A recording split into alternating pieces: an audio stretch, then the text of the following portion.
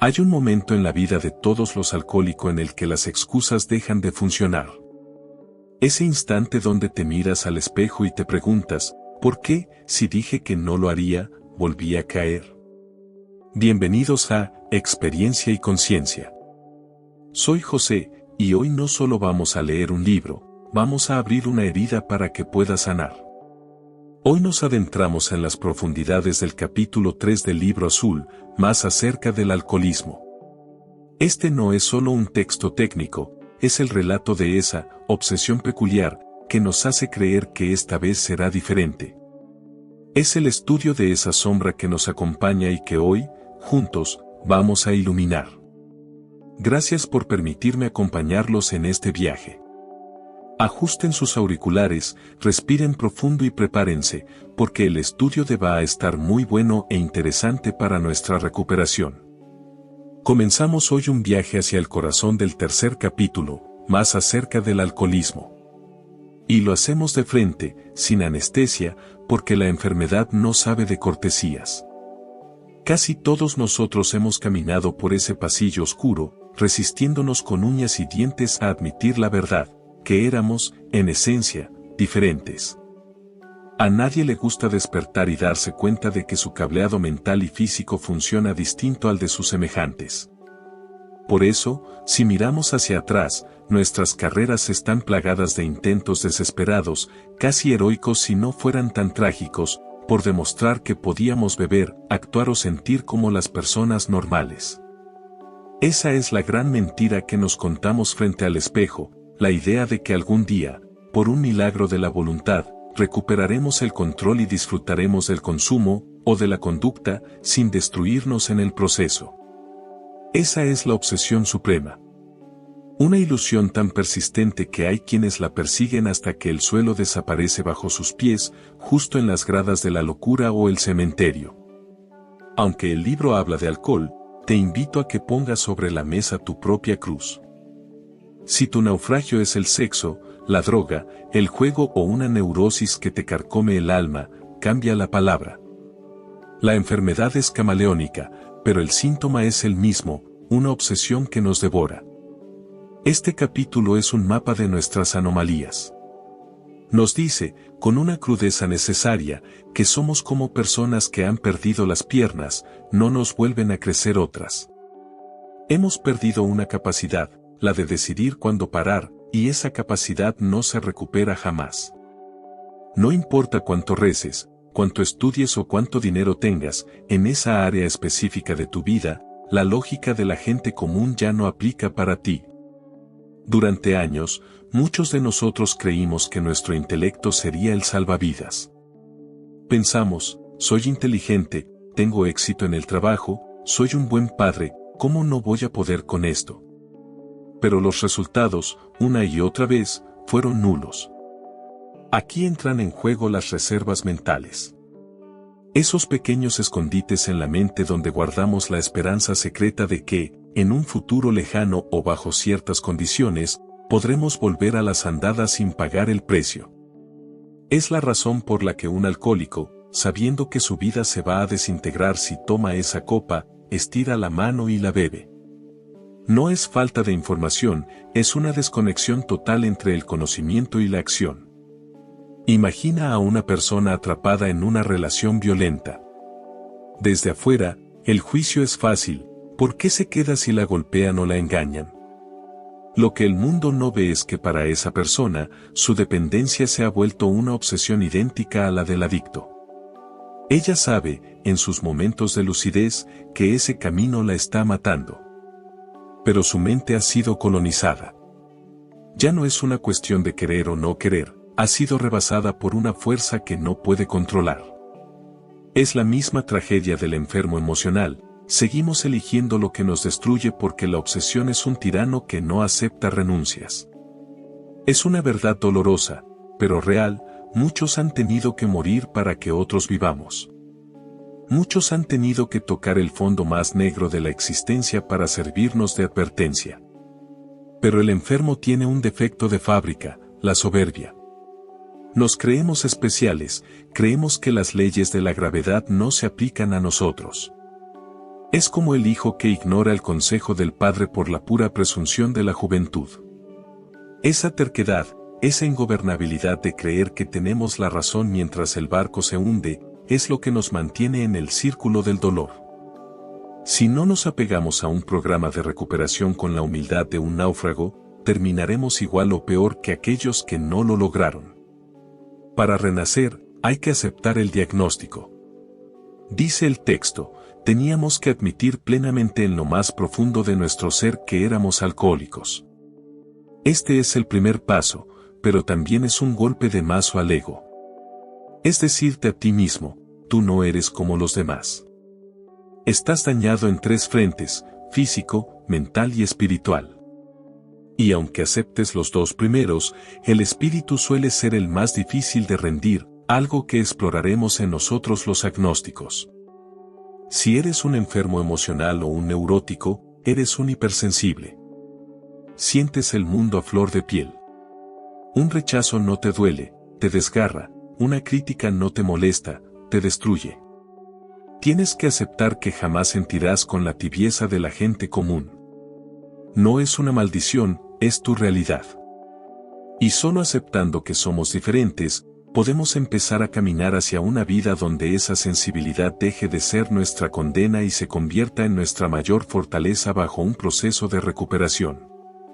Hay una batalla que se libra en silencio dentro de cada uno de nosotros, una lucha que desgasta más que cualquier trabajo físico, la resistencia a aceptar que somos distintos.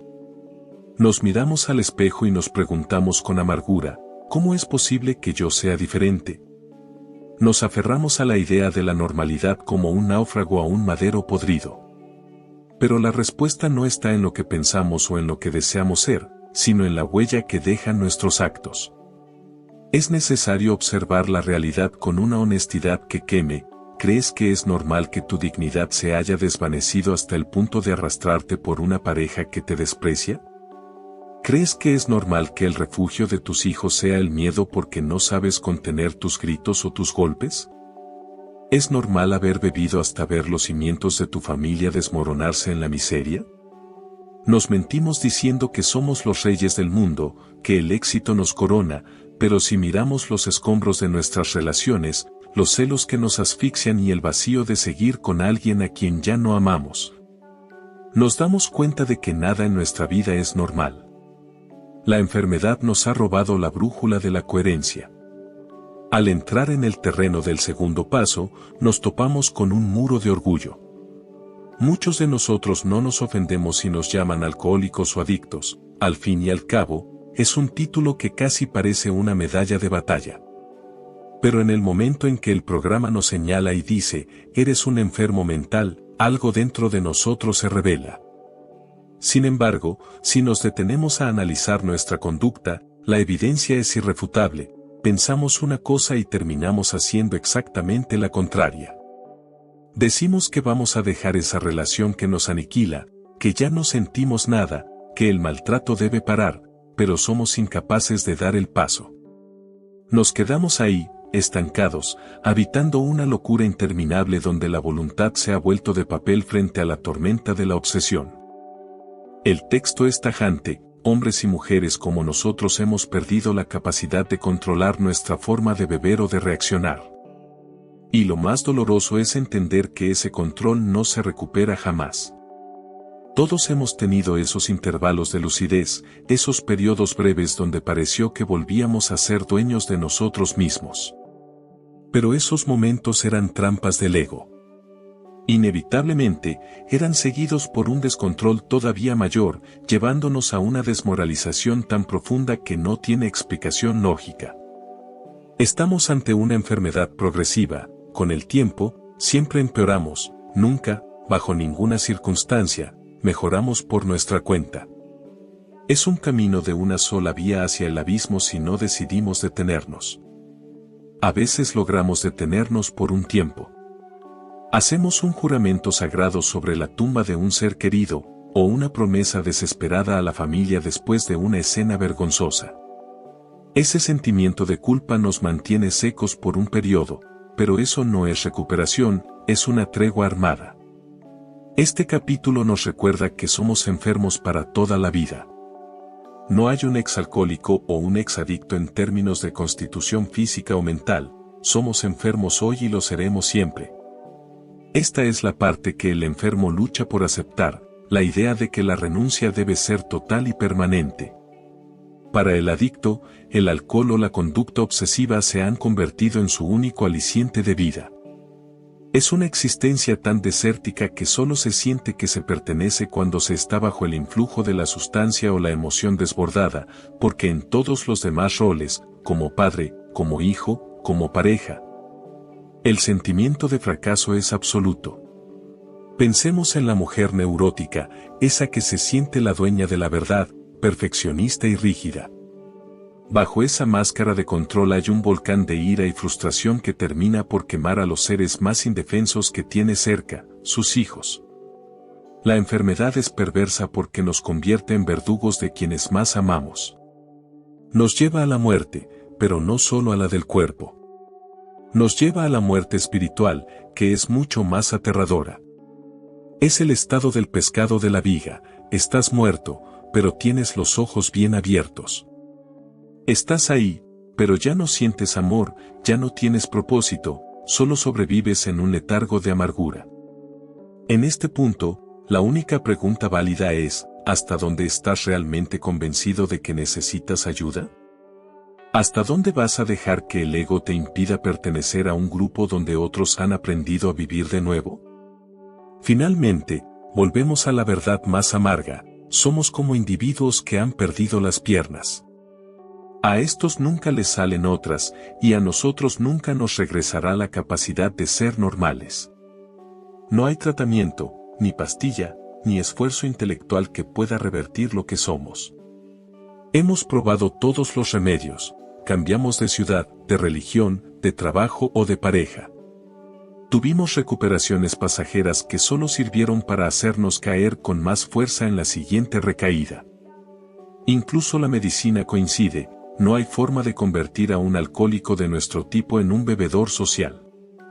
La ciencia podrá intentarlo, pero hasta el día de hoy, el único camino que ha salvado vidas es la aceptación profunda de nuestra propia derrota. A veces la lógica más simple es la que más trabajo nos cuesta aceptar.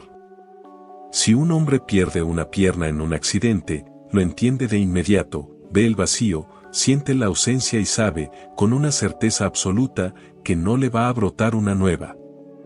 No se pasa la vida frente al espejo esperando un milagro biológico.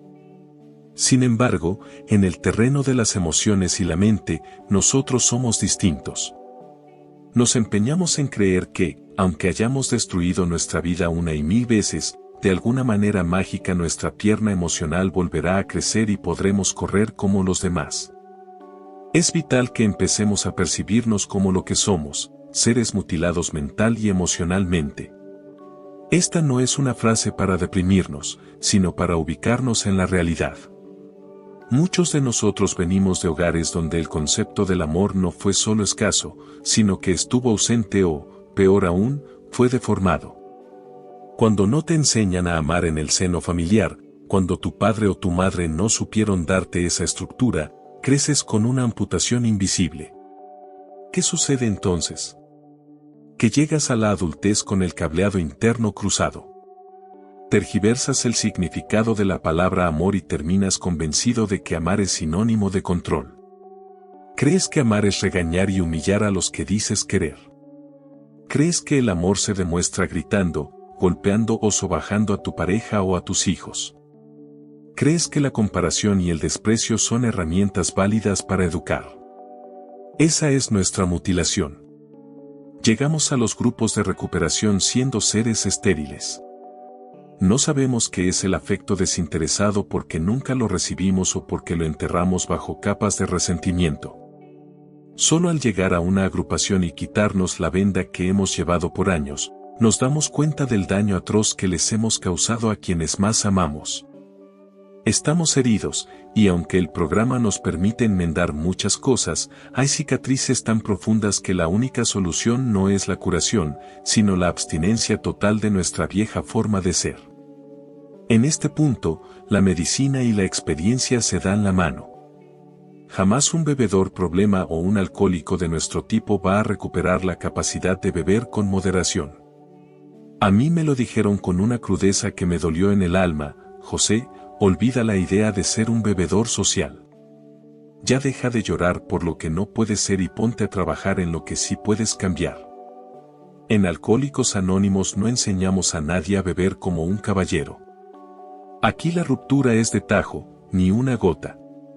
Porque sabemos que la primera copa es el gatillo de la ruina. Es el primer paso hacia una metamorfosis donde dejamos de ser humanos para convertirnos en seres ruines y fracasados. Sin embargo, el gran enemigo del enfermo no es solo la sustancia, sino su propia autosuficiencia. Después de un tiempo de abstinencia, cuando las cosas empiezan a marchar bien, la mente nos juega una broma macabra. Nos hace creer que ya estamos listos, que ya pasó el peligro. Es ahí donde debemos recordar la historia de Jim. Jim fue un hombre que logró lo que para muchos es una meta inalcanzable: dejó de beber por 25 años. Imagínatelo, un cuarto de siglo de sobriedad. Pero un día, la ilusión de la normalidad volvió a tocar a su puerta. Pensó que después de tanto tiempo ya era una excepción a la regla. Bebió de nuevo y, en tan solo 4 años, el alcohol lo llevó a la tumba. Jim nos enseña que no importa cuánto tiempo lleve sin consumir, lo que tenemos es una sentencia suspendida de por vida. Estamos a un solo descuido de regresar al infierno. Muchos pensarán que somos extremistas, que exageramos, pero los que hemos sentido el fuego de la locura y la neurosis sabemos que no hay otra manera. Para el adicto, el neurótico o el enfermo emocional, la única forma de dejar de sufrir es cortar el problema de raíz, sin dejar espacio para los experimentos. ¿Por qué nos cuesta tanto aceptarlo? Porque nuestra discapacidad no se ve. Si una persona no puede caminar o no puede ver, su limitación es tangible, la acepta porque no tiene otra opción. Pero la nuestra es una discapacidad mental y emocional. Somos minusválidos del espíritu tratando de competir en una carrera para la que no estamos equipados. Siempre tendremos la ilusión de decir: yo no soy así, yo puedo solo. Esa es la negación, el primer y más persistente síntoma de nuestra enfermedad. Defendemos nuestras deficiencias a capa y espada porque nos aterra ser diferentes. Sin embargo, el programa de recuperación es el lugar donde volvemos a aprender a vivir. No es que nos devuelva la capacidad de ser normales en el consumo, sino que nos devuelve algo mucho más valioso: la dignidad.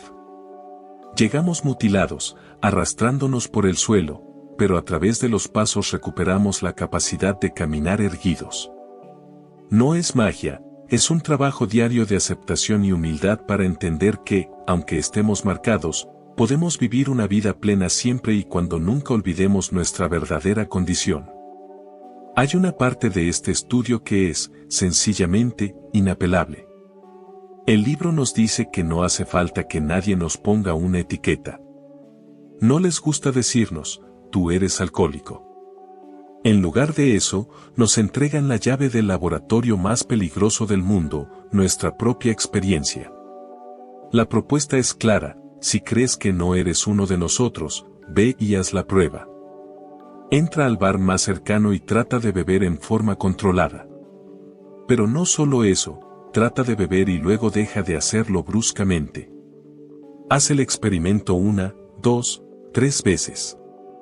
Sé honrado contigo mismo mientras sientes como tus nervios empiezan a gritar y tu mente se nubla. Dice el texto que puede valer la pena sufrir una gran temblorina, ese sudor frío, ese temblor de manos que no se detiene con nada, si con eso logras, por fin, darte cuenta de tu verdadera condición. El problema es que son muy pocos los que tienen el deseo de parar mientras todavía les queda algo que salvar. La mayoría esperamos a que el incendio haya consumido hasta los cimientos para admitir que estábamos jugando con fuego. Yo soy el vivo ejemplo de esa resistencia. Llegué a las salas a los 19 años. ¿Qué puede saber un muchacho de esa edad sobre una enfermedad terminal? Para mí, Los hombres que hablaban de derrotas definitivas eran simplemente personas cansadas, secas, que ya habían vivido lo que tenían que vivir y ahora querían amargarme la fiesta. Mi respuesta fue el desafío, la necedad y esa ingobernabilidad que nos hace creer que las leyes de la vida no se aplican a nosotros. Pero ellos hicieron algo que yo no sospechaba, sembraron una semilla en mi conciencia. Cuando volví a beber, ya no pude hacerlo en paz. La semilla germinó en forma de un remordimiento punzante. La primera vez que tomé un vaso después de haber estado en el grupo, me lo tomé con miedo. Pero, para mi desgracia, esa noche salí impune. No me emborraché, no hice un escándalo, volví a casa a tiempo. Y ahí nació el pensamiento más peligroso que puede tener un enfermo: ya encontré la solución. Ellos están viejos y por eso ya no pueden, pero yo sí puedo controlar mi manera de beber. Esa victoria aparente fue mi peor condena. A la semana siguiente, el orgullo me dijo que podía ir por más. Ya no fue un vaso, fueron 2. A la siguiente, fueron 3. Seguía sin ponerme borracho, pero ya estaba un poco más alegre, un poco más confiado. Es exactamente lo que dice este capítulo: la enfermedad es progresiva. Lo que empieza como un experimento controlado se desliza lentamente hacia el caos. Para finales de marzo, después de haber intentado beber como un caballero durante 3 meses, me encontré exactamente donde había empezado, pero con un alma mucho más pesada y consecuencias que ya no podía ocultar. Gracias a Dios, en abril tuve el valor de rendirme.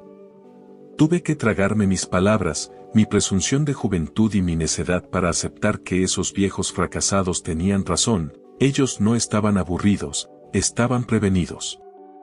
Habían intentado lo mismo que yo 1000 veces y el resultado siempre era el mismo. Solo cuando cruzas ese umbral de decepción profunda y te cansas de tu propia forma de actuar, es cuando la magia del programa empieza a tocar tu vida. Para que entendamos que esto no es una cuestión de edad ni de tiempo, el libro nos cuenta la historia de un hombre de negocios. A los 30 años, era un parrandero profesional.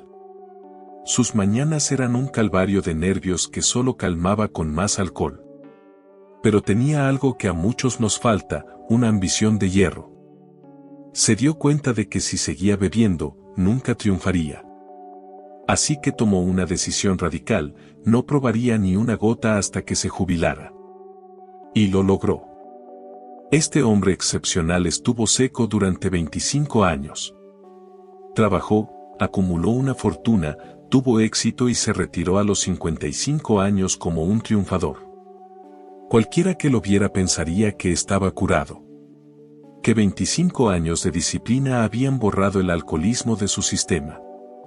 Pero lo que estaba por descubrir es que la enfermedad no se va de vacaciones, simplemente se queda sentada en un rincón de la mente, esperando a que el éxito o la vejez te hagan creer que ya no eres el mismo de antes.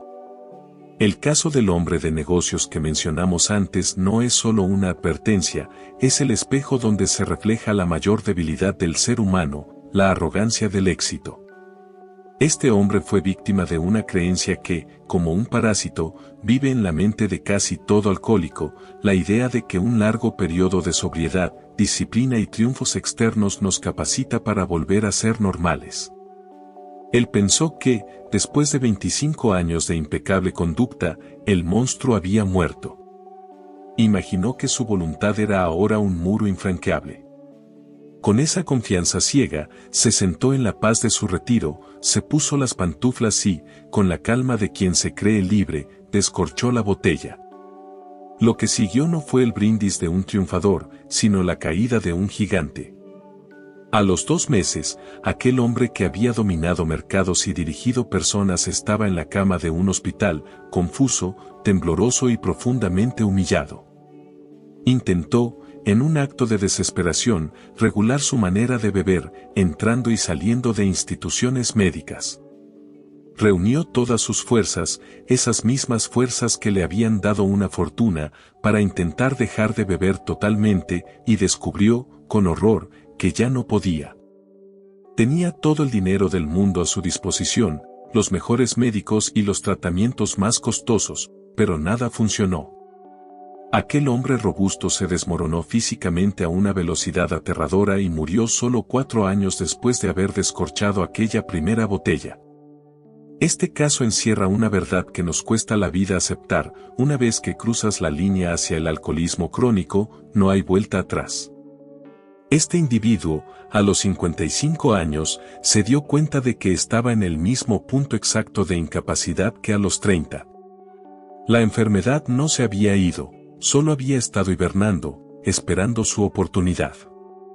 Hemos visto esta verdad demostrada una y otra vez en las salas: una vez alcohólico, alcohólico para siempre. No importa si dejas de beber hoy y lo intentas retomar dentro de 2 décadas, la progresión de la enfermedad continúa en el cerebro aunque no consumas.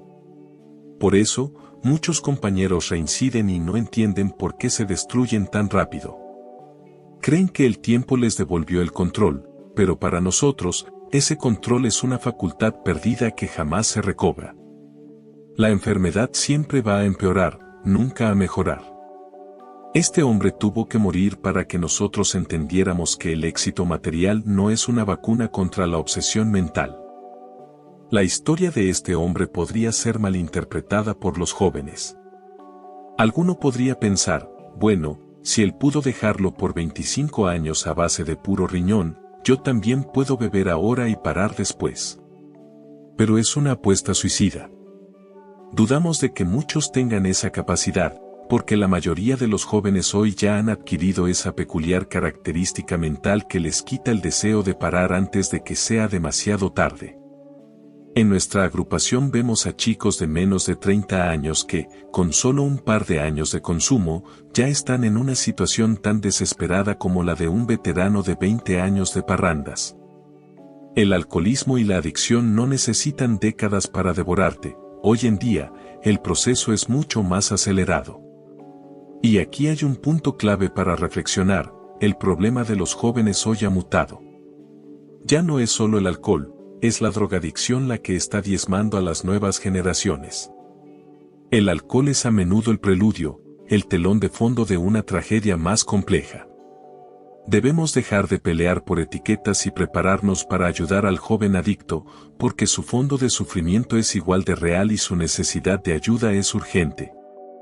No importa cuánto tiempo hayas bebido o usado, si eso te ha bastado para perder el control de tu vida, es momento de parar. El capítulo también lanza una mirada valiente hacia las mujeres. Históricamente, en culturas marcadas por el machismo, la mujer alcohólica ha cargado con un peso social mucho más asfixiante. Se le ha exigido ser la guardiana del hogar, la perfección moral, y admitir que tiene un problema con la bebida es un golpe devastador para su ego.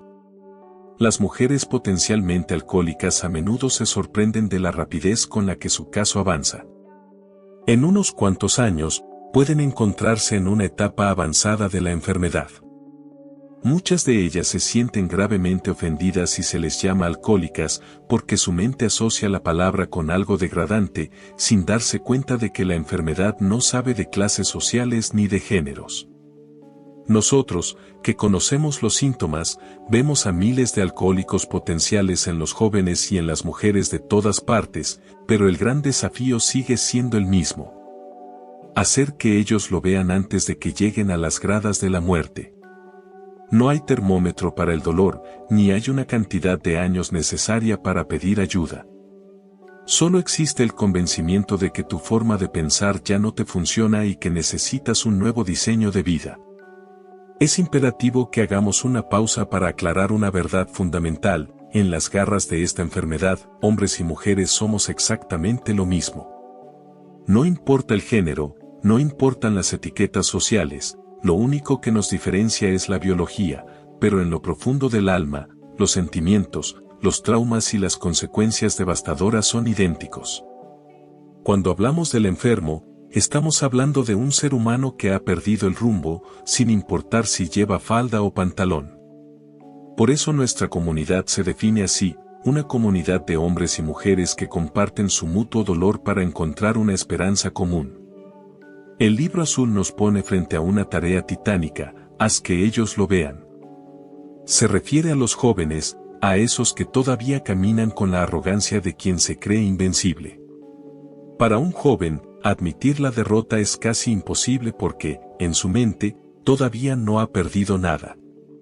Muchos viven protegidos en una burbuja de cristal, bajo el techo de sus padres, a expensas de una familia que les resuelve la vida minuto a minuto. Nos enfrentamos a la realidad de los bebecitos de 30, 40 o 50 años. Hombres y mujeres que nunca han madurado porque siempre hubo alguien ahí para limpiar sus desastres, para pagar sus deudas y para justificar sus borracheras. Son los mimados, los sobreprotegidos, los que estiran la mano y reciben un premio por su propia negligencia. Lo que no entienden los padres es que, al tratar de salvar a su bebé de las consecuencias, le están robando la oportunidad de tocar su fondo. El restablecimiento de un hogar tiene que ser multidisciplinario. Si el alcohólico debe examinarse, la madre, el padre y los hermanos deben entrar también al quirófano de la honestidad. La familia es un núcleo. Si un miembro está enfermo, la esfera entera está deformada. Todavía existe la idea errónea de que para ser alcohólico hay que beber a diario o vivir debajo de un puente. Yo no soy alcohólico porque solo bebo los fines de semana, dicen muchos. Pero la pregunta no es cuándo bebes, sino qué sucede cuando lo haces. Si ese fin de semana te bebes hasta el alma, si dejas a tu familia sumida en la vergüenza, si te conviertes en el payaso de la fiesta y terminas vomitado y humillado, entonces no tienes el control. No importa la frecuencia, importa la pérdida de la dignidad. A veces pensamos que el alcohólico es solo ese individuo mugroso que deambula por la colonia con un perro flaco a su lado. Pero debemos entender que ese hombre es solo el residuo final de la enfermedad, es lo que queda después de que el alcohol terminó su banquete. El alcoholismo es democrático y no respeta jerarquías. Bill W. era un gigante de Wall Street, el Dr. Bob era un médico eminente. Esta enfermedad no pregunta por tu cuenta bancaria ni por tus títulos académicos. No le importa si eres rico o pobre, si eres un niño de 15 años o un anciano de 60. Es una enfermedad pareja, no hace acepción de personas y ataca con la misma ferocidad en una mansión que en un callejón. Volvamos al hombre de los 25 años de sobriedad que mencionamos antes. Tenía todo el dinero imaginable para remediar su problema, pero el dinero no pudo comprarle un nuevo par de piernas emocionales. Para la persona materialista, esta es la parte más difícil de aceptar, que existen problemas en la vida que no se resuelven con cheques, sino con rendición. Aquí llegamos al punto crucial. Para quienes hemos perdido la capacidad de beber con moderación, el problema no es cómo aprender a beber, sino cómo dejar de hacerlo totalmente. Y aquí es donde la ciencia y la voluntad chocan contra la pared. Muchos de nosotros creíamos tener un carácter de hierro, éramos líderes, personas inteligentes con una gran capacidad de análisis. Teníamos el apremio, la necesidad y el deseo de parar, pero nos resultó imposible. Esta es la característica más desconcertante y aterradora del alcoholismo, esa total incapacidad para dejar la bebida, sin importar cuán grande sea la necesidad o cuánto estemos perdiendo. Debemos aceptarlo de una vez por todas, tu inteligencia y tu fuerza de voluntad no te van a salvar. Esta es la base sobre la cual debemos edificar el tercer paso. Si crees que con tu brillantez vas a poder domar a la obsesión, estás condenado al fracaso. Los resultados nos han demostrado, con sangre y lágrimas, que nuestra voluntad propia no es suficiente. Hay cosas que salen del control humano. El alcoholismo, la drogadicción y la neurosis no son problemas morales o de falta de ganas, son enfermedades que deben ser tratadas bajo principios espirituales. Y aclaro, no hablo de religión, no hablo de dogmas ni de ritos. Hablo de una espiritualidad práctica que se basa en un cambio profundo de juicios y actitudes. Es dejar de ser el director de la orquesta y aceptar que necesitamos una guía superior para resolver lo que nosotros, con toda nuestra inteligencia, solo logramos convertir en un caos. Para entender la naturaleza de nuestra enfermedad, debemos observar de cerca el mecanismo de la recaída. No es un acto de maldad, sino un fenómeno de locura sutil. El libro azul nos presenta dos espejos donde cualquier enfermo, por muy inteligente que sea, puede verse reflejado, las historias de Jim y Fred. Jim era un hombre que, en el mundo material, lo había logrado todo. Era el dueño de un próspero negocio de automóviles, un hombre con posición y respeto.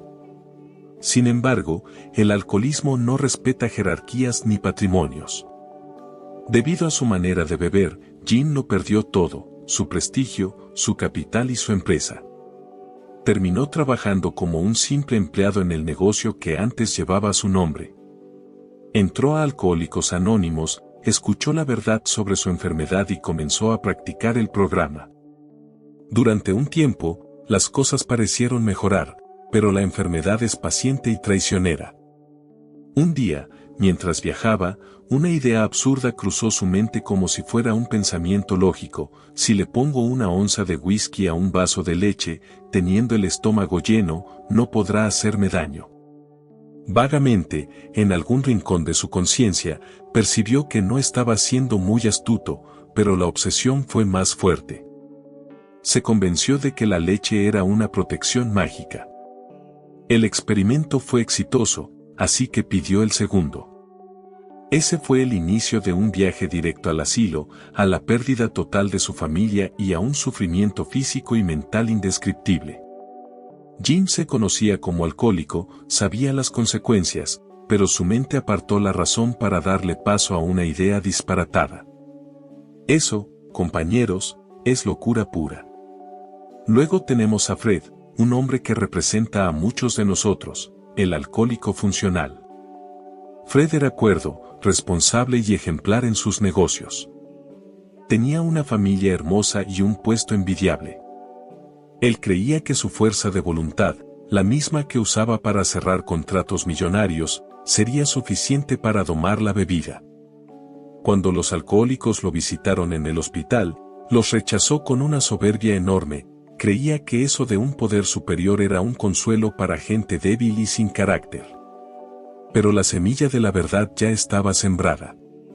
Un día, en un hotel, Fred pensó que sería agradable tomarse un par de cócteles antes de la cena. Solo 2. No hubo una lucha dramática en su mente, no hubo un debate sobre las consecuencias. Bebió tan descuidadamente como si estuviera tomando agua. Después de la cena vino otro, y terminó en una borrachera demencial que lo llevó hasta Nueva York, donde un taxista tuvo que cuidarlo durante días antes de que terminara, otra vez, en el hospital. Al despertar en medio de un sufrimiento insoportable, Fred comprendió la lección más dura de su vida: no había opuesto ninguna resistencia a la primera copa. Su inteligencia, su éxito y su conocimiento de sí mismo no sirvieron de nada. Sus amigos alcohólicos tenían razón: en la mente del enfermo, el tiempo y el lugar siempre se presentarán para que la resistencia se derrumbe ante el pretexto más trivial. Para que entendamos lo absurdo de nuestro comportamiento, miremos esta analogía. Imagina a un hombre al que le encanta cruzar la calle a mitad de cuadra por pura adrenalina. Un día lo atropellan y le cortan un dedo. Cualquiera pararía, pero él vuelve a hacerlo y pierde una mano. Vuelve a desafiar al destino y un tráiler le corta ambos pies. Parece un ejemplo infantil o exagerado, pero es la descripción exacta del alcohólico. Si ya viste que tu forma de beber o tu neurosis te ha robado la paz, el dinero, la salud y el amor de tus hijos, ¿por qué lo sigues haciendo? Si prefieres la botella o tu orgullo por encima de la sonrisa de tu familia, solo hay una conclusión: estás loco. No hay otra forma de denominar a alguien que traiciona lo que más ama por un impulso que lo destruye. Si quieres recuperarte, debes entender que tú no puedes volver a beber. No es una imposición, es una realidad biológica y mental. Debemos entrar en nuestra mente con un bisturí y eliminar cualquier reserva mental. Esa pequeña idea de que algún día, cuando sea viejo, cuando mis hijos crezcan o cuando tenga dinero, podré beber normalmente es el veneno que garantiza la recaída. Las cuestiones emocionales se pueden reparar, la economía se puede reconstruir, pero la capacidad de beber con moderación se ha ido para siempre. Aceptar esto es un golpe fulminante para nuestro orgullo, pero es el único camino hacia la libertad. Si no llegas a este convencimiento profundo, siempre estarás viviendo en la antesala de una nueva tragedia. El sacrificio de los que no llegaron, morir para que otros vivan. Es una verdad fría y dolorosa, unos tienen que morir para que otros vivan. En el mundo de la adicción y la neurosis, a veces la única forma de que despertemos es viendo el final trágico de quienes amamos. Quizás ese familiar tuyo que hoy se consume en el alcohol o la droga es quien te está dejando la lección final: no hagas lo que yo hice. He visto morir a seres queridos, personas llenas de luz que fueron apagadas por la enfermedad. Es inmensamente triste, pero su muerte me ha dejado una herencia sagrada, el convencimiento absoluto de por qué debo mantenerme sobrio y por qué, aún dentro del grupo, debo trabajar cada día en cambiar mis juicios y actitudes.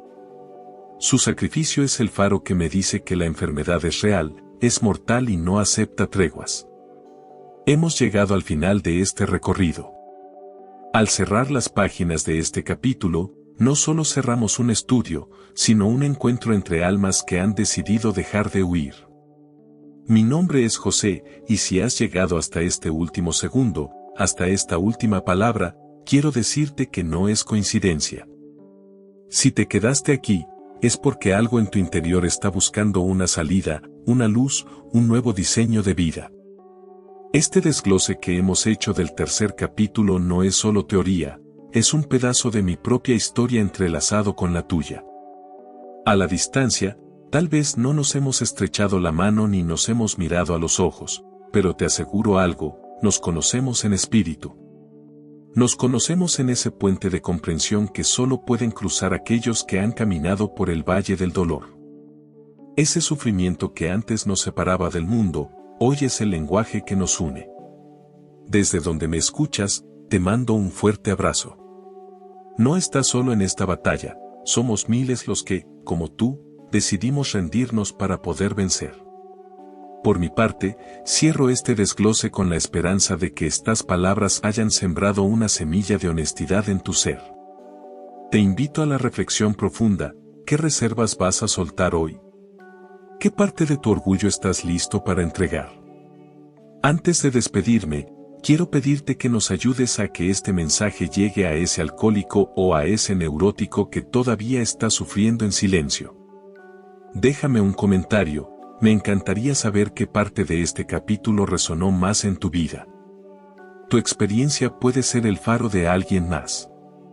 Suscríbete y comparte. En el canal de Experiencia y Conciencia, nuestra misión es seguir construyendo este camino juntos. Dale like y comparte este video con quien creas que necesita un abrazo espiritual hoy. Cuídense mucho. Manténganse firmes, un día a la vez. Que Dios los bendiga en cada paso de su camino hacia la libertad. Hasta luego y saludos a todos.